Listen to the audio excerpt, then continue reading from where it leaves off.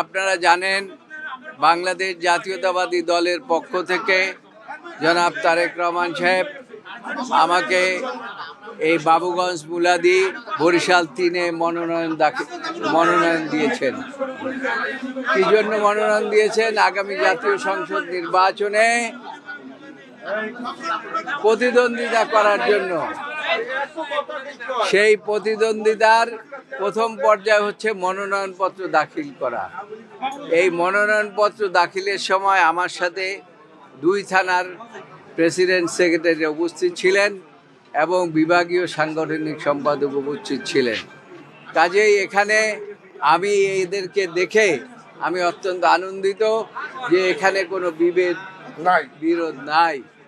যেহেতু কোনো বিরোধ নাই, কাজেই আগামী 12 তারিখে এই এলাকার মানুষ তাদের আশা পূরণের জন্য তারা ধানের শীষে ভোট দিয়ে বাংলাদেশ জাতীয়তাবাদী দলকে ইনশাআল্লাহ বিজয় লাভ করবে।